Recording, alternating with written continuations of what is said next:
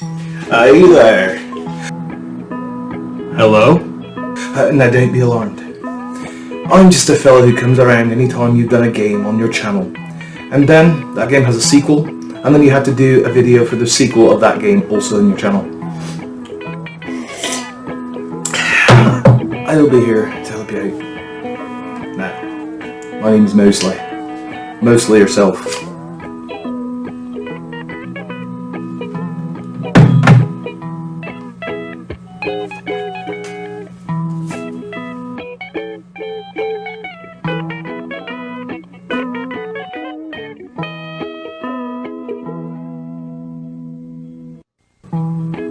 But not quite.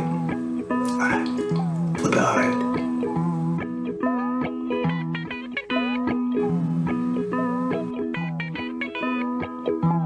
Now, have you tried Horizon Forbidden West yet? Okay. No, not yet. You said in your last video on it that when the sequel came out, you were going to do it. Well, it's out, and it's been out for a while now. So I recommend you give it a go. I've already beat it. So, yeah.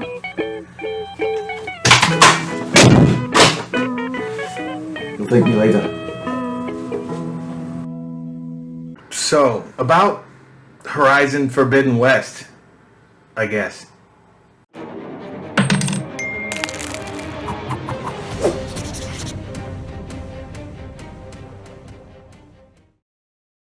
Hey y'all, I told you I'd be back for Forbidden West when it dropped, and here we are. Lo and behold. But you know what? I'm not gonna lie, this isn't what I thought it was gonna be. I won't waste any time on diving right in here, but this didn't really exceed my expectations. So, starting off, I thought this was a great game, and a worthy follow-up to Aloy's first outing. As far as the way they structured the game, they really stuck to their guns and did very little to innovate, let's say. I'm not saying that it's a bad thing, considering how great I thought the first game was, but I guess I expected things to be a little bit different is all.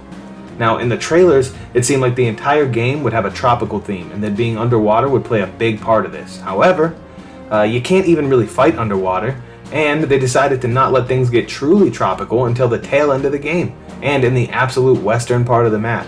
It actually doesn't let you swim over to that part of the map despite being an open world game, because Invisible wall of open world exploration prevention.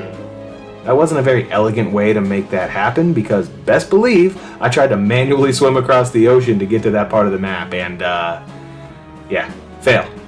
They did a lot of things in this game that I liked, but also removed a lot of things that I loved, which kills me. I hate that about this, and I also personally never had a single glitch happen to me in the first game, oddly enough, which I suppose was just luck. Either that, or it was programmed quite well. However, I had a great many glitches in this game, let me tell you. And some even prevented me from wanting to keep playing or to go after that platinum like I did with the first one. It's awful that they removed my favorite weapon from the first game, the Terra Blaster, which made fighting machines fun and made Aloy feel very offensively powerful by comparison. It was baffling that they removed this, both for continuity's sake and for the fun of the general gameplay. It would tear off machine parts en masse, which was very fun. But you gotta remove stuff if you want to make the game fun. God knows. Ugh. This was replaced with an arrow variant, which is a pale imitation of the good one. I guess it was for game balance, but you see, the Terra Blaster didn't break the game. So, yeah, baffling. Another thing they removed was the Nano Weave armor as an endgame armor, and then replaced it with, nothing. Great! Okay, so technically, you start the game out wearing it, but its defensive stats were nerfed to line up well with the equivalent of a starting game armor. Also, it's lost its awesome shield effect altogether, with the in-game description basically saying it ran out of battery or some shit. I don't know. This wouldn't be so bad if they replaced it with some other endgame armor that would be just as good, even if it had a different effect, but they didn't replace it with anything. So, the best armor in the game, as of this video, and not any DLC that's come out, is the Oseram Artificer armor, which is nothing, I guess. It's no different from anything else, in my experience, and its effects are also pointless, just like every other armor. I don't understand why they did these things. Just build off the last game for f***'s sake. It's not that hard. And finally, the last thing that I truly hate was made into a real positive for most people, for some reason, but I see it as only a massive downside.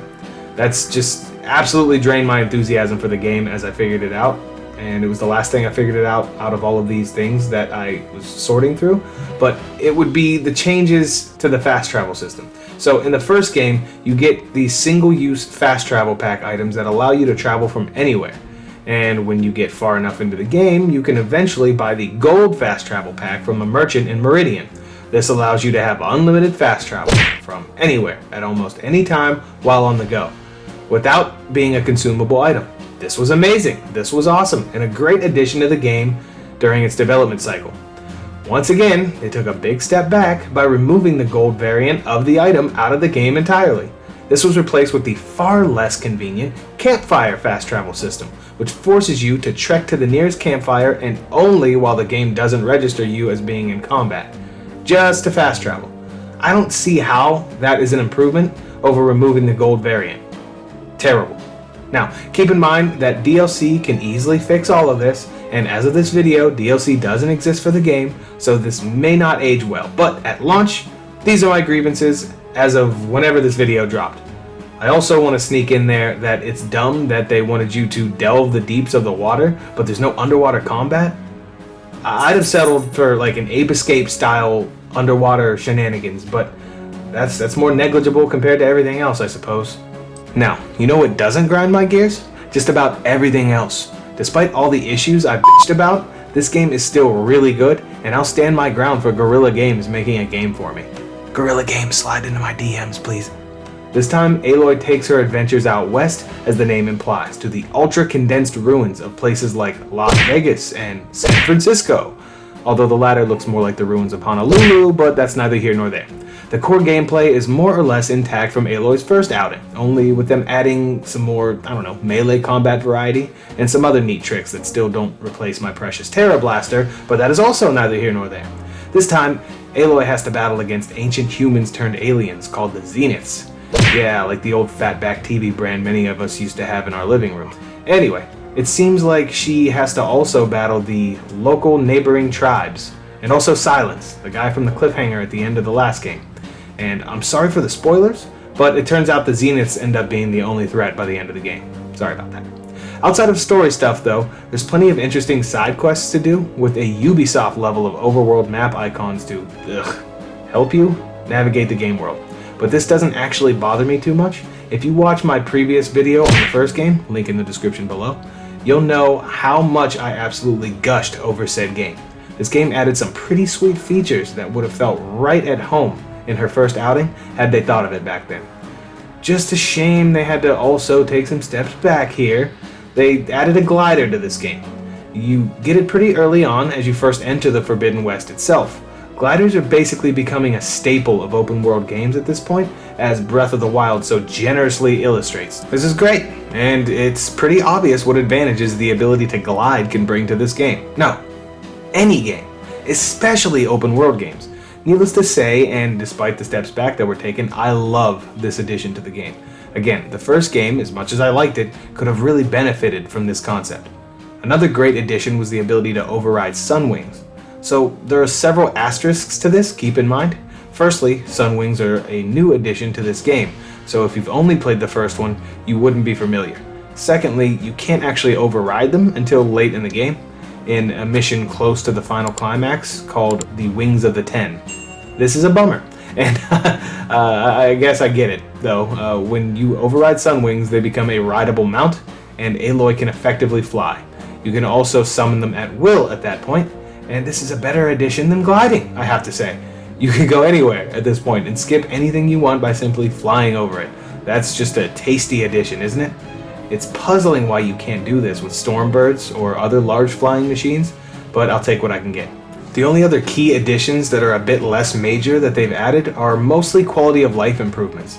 Things like an improved amount of healing pouch berries that you can hold, or more on that in a bit actually, and a better UI for your focus.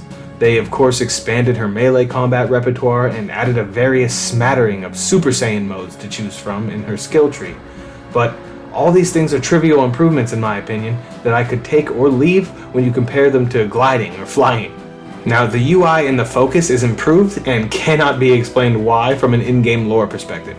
It's not like the manufacturer is releasing regular firmware updates at this point. And another thing, where did she get the infinite stack of unlimited focuses that she hands out to all of her friends, including the quote-unquote friends she just met and isn't super familiar with yet? She gives these damn things out like fucking Halloween candy, and it's friggin' hilarious. And speaking of an abundance of looping back around to those berries, by the way, the game world gives them out like fucking Halloween candy, and it's friggin' hilarious. I would say I'm thankful, since I find myself dying seemingly far more often in this game than in the first one. You fix that, though, by simply making Aloy harder to kill. Revolutionary idea, I know. Problem solved. Now, people will use the berries less often, and will need fewer of them, and you won't have to make it seem like the Forbidden West has some kind of foliage imbalance problem or something. You can't take a step without tripping over the stuff, but they could have also let Aloy's health regenerate naturally over time. Maybe that'd be a solution, outside of combat even. This would also alleviate the need to do this, but hey, you know, hindsight is 20/20 it seems. Now, while this game is similar enough to its predecessor for me not to have too much more to say, you know, the new machines are cool and a natural fit to the game world, and the far western's tropical setting is some of my favorite types of settings in all of gaming, and blah blah blah. There are 3 final things I'd like to touch on though. Firstly, the new arena is kind of a cool idea, although I think it could use a touch of refinement, like giving Aloy the opportunity to always use her current loadout, so players can have greater freedom and variety with each arena challenge. They should also give her 100% of her ammo and materials back when the challenge ends, so that way it is more like the gimmick that it is. That way you never have to go farm for more materials, or what functions as essentially a side game mode, every single time you complete a challenge or exit one. I also wanted to touch on some of the glitches that I mentioned earlier in a little more detail now. As of this video being made, I don't know if/when any of the glitches were patched, and they were sparse enough for me to struggle to find adequate footage, but I've no reason to lie here. Keep in mind, I don't remember a single glitch in the first game, so that's important. But this one, I've had issues where enemies don't have heads, and issues where some got stuck out of the map. And this one time, okay, I took Aloy's buddy Erend on a mission into a cave, and this was to take down what is presented as a significant enemy in the game. And Erend got glued to the ground, and he effectively broke the mission and soft-locked the game until I reset it and started the mission all over again. This happened a couple times. I had to reset several times just to get through this mission ultimately to get him unstuck from the floor and back on track.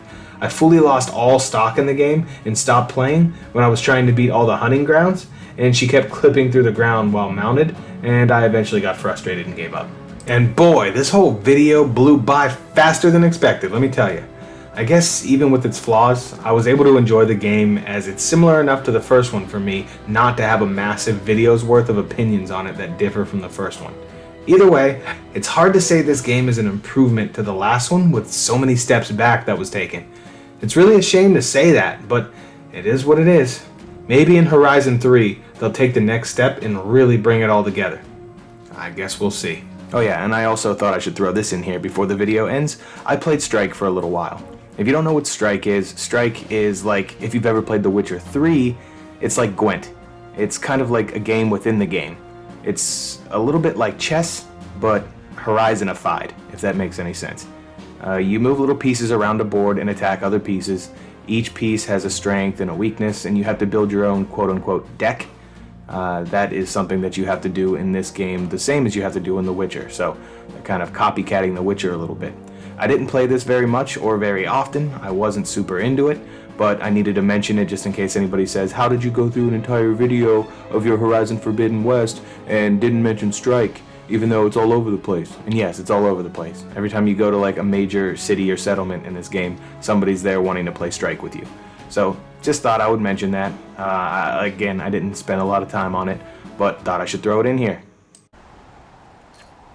Okay, let's see.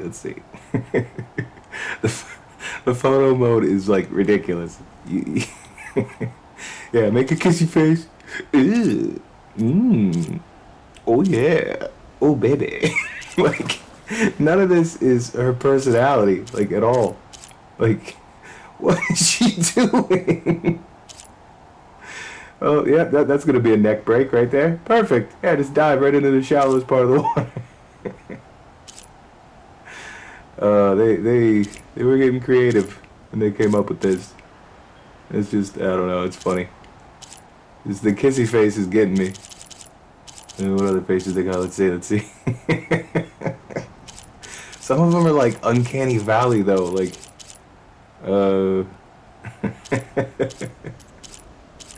it's like I could do this all day. This is funny. If you find like the right spot, oh, that's perfect.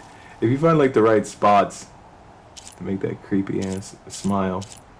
If you find the right spots and the right poses in the game, you can come up with some weird photos, man. This has got to be one of the better photo modes. Alright. And that was it. Horizon Forbidden West. Just as I said in my previous video, link in the description below. Go check it out. They took steps backwards, as I said and reiterated throughout the video.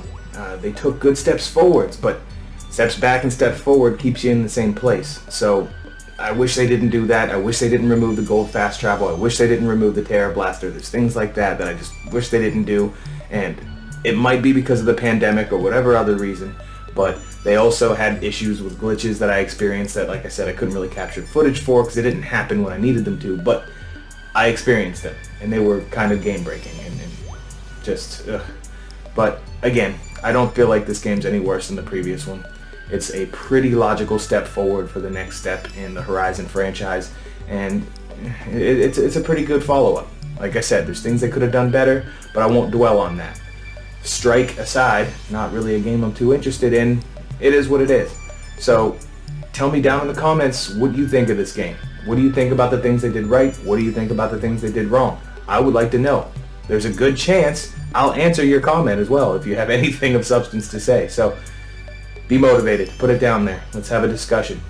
Anyway, with that, guys, I gotta give this game no better than the first one. But with the steps forward they took, I can't say it's any worse either. So this is gonna get, just like the first one, another 4 out of 5. With that, guys, I'd like to thank you for staying so sexy on the line. And you guys have a good one.